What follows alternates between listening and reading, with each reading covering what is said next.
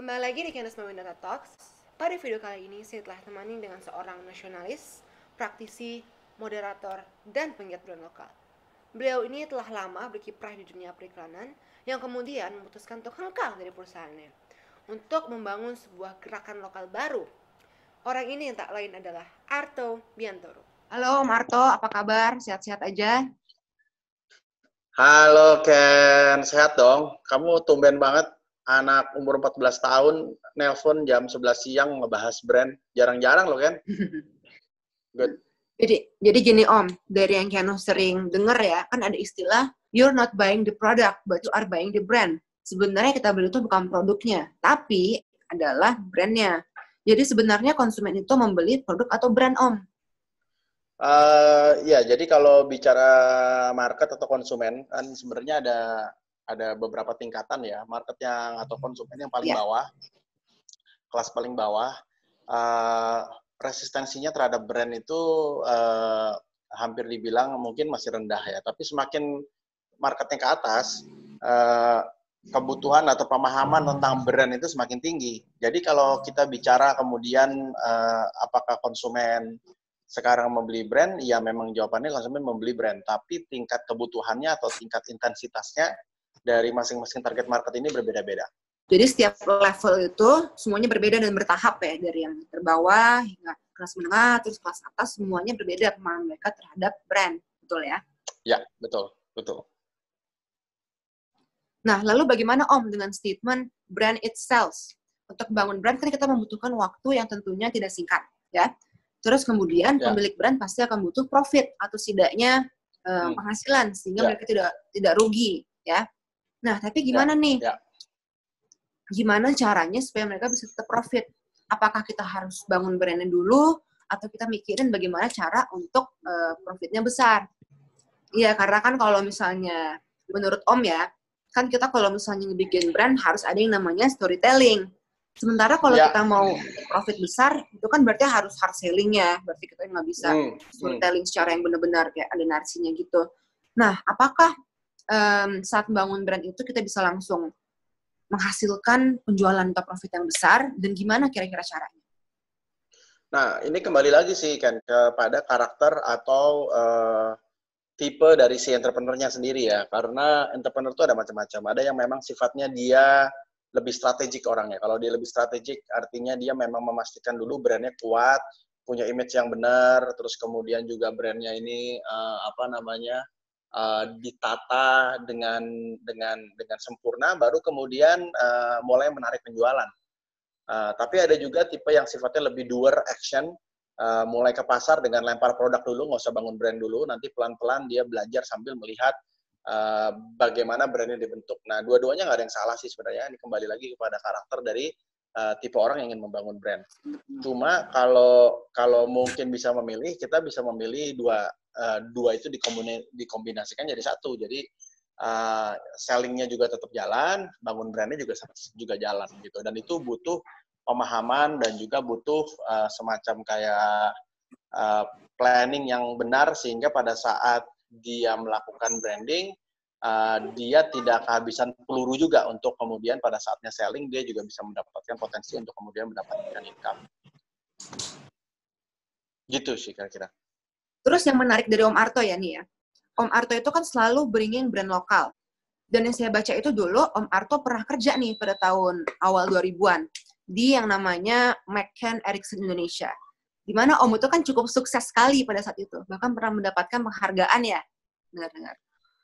Ya, itu sebenarnya kolaborasi tim. Tapi memang benar sih, pada saat itu perusahaan itu yang memberikan kesempatan kepada Om untuk kemudian melihat dunia brand jauh lebih luas ya dibandingkan dengan dulu belajar di sekolahan. Jadi memang kemudian dunia brand dibuka pada saat Om masuk ke dunia periklanan.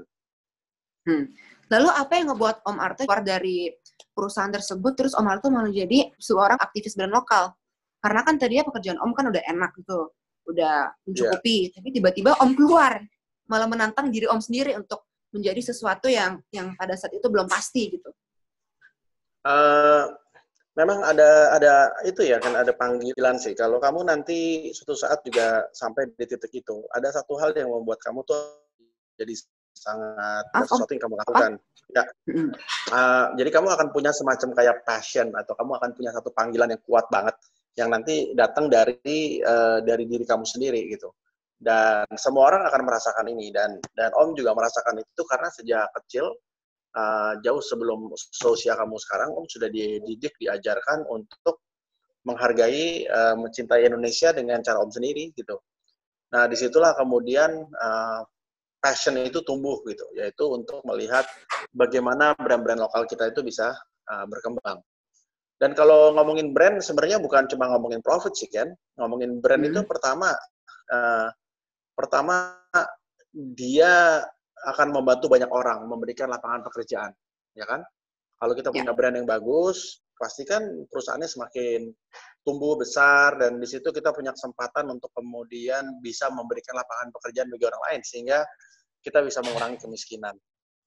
Yang kedua, kita akan membantu untuk memperkuat ekonomi daerah. Jadi orang nggak perlu lagi ke Jakarta kan untuk bisa kerja gitu. Di daerah dia juga bisa kerja dan bekerja sama dengan brand-brand lokalnya. Dan yang ketiga yang paling penting yang Om juga suka adalah membangun brand itu membangun rasa nasionalisme sama Indonesia, membangun rasa cinta sama Indonesia. Jadi disitulah sebenarnya esensi yang paling penting kenapa kemudian Om lebih memilih membangun brand-brand lokal, bukan hanya karena sisi ada profitnya atau ada potensi income yang kemudian kita bisa pakai, tapi lebih dari situ kita punya passion untuk membangun Indonesia dengan pendekatan brand. Berarti di sini bagusnya brand lokal ya. Selain kita bisa menjalankan passion kita bisa still doing good things yang bisa benefit ke other people ya. Iya, betul. Kemudian apa kira-kira masalahnya dengan brand lokal? Apakah ada permasalahannya dan apakah sekarang malah justru masa-masa kebangkitan brand lokal? Ya, sekarang dengan teknologi seperti ini, dengan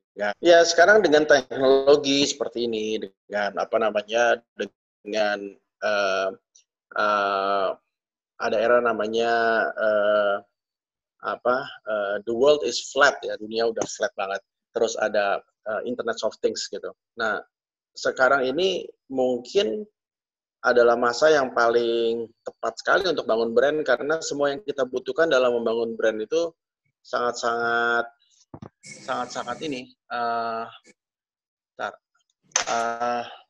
tepat karena teknologinya ada, kondisinya juga ada, dan pemahaman orang tentang brand juga semakin tumbuh gitu. Jadi kalau bicara apakah sekarang saatnya tepat, mungkin benar sih kalimatnya Ken adalah bahwa ini justru kita baru mulai tumbuh nih sekarang dalam konteks brand ya, gitu. Nah kemudian ada tips-tipsnya nggak kira-kira untuk kalau kita mau ngebikin brand lokal? Tipsnya banyak. Tapi yang paling gampang mungkin hari ini kalau kita ingin bangun brand, yang paling sederhana adalah kita harus mulai dengan alasan dulu ya. Alasan kenapa kita mau bangun sebuah brand. Dan alasan itu biasanya harus mulai dari satu permasalahan atau satu problem yang ingin kita coba selesaikan. Jadi hari ini kalau kita bisa menemukan permasalahan itu, maka kita punya potensi untuk kemudian membuat sebuah produk atau jasa yang memiliki tujuan untuk menyelesaikan masalah itu, gitu. Nah, jadi kalau syarat utamanya kita harus mulai dengan itu tadi. Berarti contohnya seperti Gojek ya, mereka mencari ada masalah seperti kemacetan dulu, terus mereka akhirnya membuat solusinya. Betul. Contoh-contohnya kayak ini ya. Dan tidak perlu juga kan kalau problem itu harus atau masalah itu harus skala yang besar banget ya. Misalnya kalau skala itu ada di perumahan kita misalnya. Taruhlah skala itu misalnya di kompleks perumahan kita, kita kesulitan untuk mendapatkan misalnya asisten rumah tangga, misalnya begitu. Maka kamu bisa membuat sebuah usaha yang tugasnya misalnya membantu para pemilik rumah untuk memberikan jasa atau servis agar rumah di dalam atau perumahan di dalam daerah kamu tinggal itu lebih bersih misalnya. Kamu punya program-program tertentu, kamu bisa bikin semacam kayak daur ulang sampah, bank sampah dan lain-lain yang kemudian dikelola oleh anak-anak muda yang ada di atau anak-anak remaja yang ada di perumahan kamu. Nah itu salah satu contoh bagaimana kemudian kamu menyelesaikan masalah yang ada di dalam masyarakat di situ, di lingkungan, sekaligus kemudian pelan-pelan mulai membangun brand. Ya, oke. Pertanyaan terakhir ya, Om Arto. Nah, ini kayaknya Om Arto udah mulai ada tebakan nih kayaknya nih. Iya. Oke.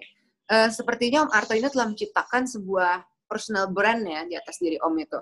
Dengan selalu memperlihatkan kepatriotisme Om terhadap Indonesia. Salah duanya adalah Om selalu menyerukan kata merdeka dan sering menggunakan baju-baju perang ya. Nah, ini kan sangat unik sekali nih. Nah, gimana caranya dan mengapa Om Arto itu bisa tertarik untuk membangun personal branding seperti ini? Iya, sebenarnya di dalam semua brand, selalu di dalamnya tuh ada sosok, ada orang yang menggerakkan brand itu. Jadi kamu pilih aja semua brand paling hebat yang kamu kebayang di dalam kepala kamu. Di baliknya selalu ada sosok orang yang menggerakkan brand itu. Jadi brand tidak ada artinya kalau nggak ada manusia di dalamnya. Dan setiap brand adalah unik, sama seperti seorang Kenny juga unik gitu. Dan masing-masing punya karakter dan DNA-nya sendiri-sendiri. Nah, masing-masing karakter ini dibentuk lewat perjalanan waktu ya. Lewat perjalanan waktu, tadi kalau Om cerita di awal itu, kemudian Om dididik dari awal dengan cara yang nasionalis, dengan cara mencintai Indonesia dengan caranya sendiri. Nah, itu adalah bentuk-bentuk didikan-didikan yang kemudian akan membentuk diri kita menjadi unik dan berbeda. Nah, Om melihat bahwa dalam kaitannya dengan membangun brand, personal branding menjadi penting karena personal brand bukan hanya soal pencitraan, tapi soal bagaimana kita konsisten menyuarakan apa yang kita percayai bertahun-tahun dalam sebuah medium, dan personal brand itu tidak ada artinya juga kalau kita tidak ada mediumnya. Nah, maka program-program televisi yang kadang-kadang Om ada, atau acara radio yang Om punya, semua itu kaitannya sama medium yang kemudian menyuarakan personal brand tadi. Nah, personal brand menjadi sangat penting ketika di baliknya ada satu pesan khusus. Di baliknya ada satu misi visi khusus yang ingin disampaikan kepada publik, dan publik hanya percaya pada orang-orang yang mereka percayai. Maka personal brand menjadi sangat penting sekali gitu. Nah, yang kedua, karena Eyang Kris, yaitu ayahnya Om, adalah juga tipe orang yang melakukan hal yang sama, dan bagian dari cara Om menghargai legasinya adalah dengan meneruskan kata merdeka dan kemudian berpakaian ala pejuang sebagai bentuk respect dan penghormatan ya Om kepada Eyang Kris, yaitu ayah Om. Berarti emang Om Arto sudah dididik untuk menjadi seorang nasionalis dari kecil ya dulu ya? Betul. Dari kecil sudah dididik menjadi nasionalis, tapi dengan cara yang berbeda ya. Dan kalau boleh tahu ya, narasi apa sih yang Om Arto ingin sampaikan kepada generasi penerus bangsa, generasi muda seperti saya? Apa pesan yang Om ingin sampaikan untuk generasi saya?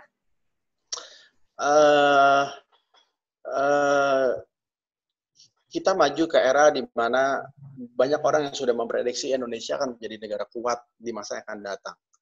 Kamu adalah bagian dari tonggak sejarah itu, bagian dari semangat itu, dan kamu harus bisa kemudian meneruskan estafet yang kami mulai. Proses ini nggak akan pernah selesai, tapi di tangan kamu akan begitu banyak kebanggaan dan begitu banyak tantangan di saat yang sama, yaitu untuk membangun brand-brand lokal yang ada di Indonesia. Ingat, membangun brand itu bukan hanya seru, tapi juga menarik karena dia selalu berhubungan dengan manusia dan berhubungan dengan begitu banyak disiplin ilmu. Nah, disiplin ilmu ini akan terus tumbuh, dan kamu harus terus belajar untuk mendapatkan disiplin ilmu itu.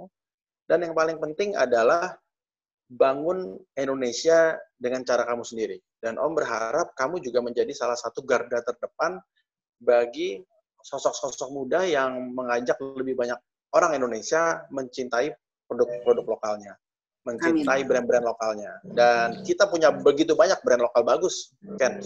Nanti kalau ada waktu, kapan-kapan kamu bisa riding sama Om ke beberapa daerah. Kita bisa melihat beberapa brand-brand lokal super keren, yang kalau kita bangun dengan baik, dia akan memberikan 3 manfaat tadi itu ya, 3 objektif tadi.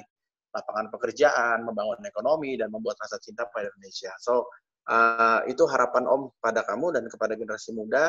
Dan Om yakin dengan talenta, keunggulan, dan kemudian passion yang kamu punya dari lingkungan dan sekitar, dari orang tua, kamu bisa meneruskan ini dengan sangat oke banget.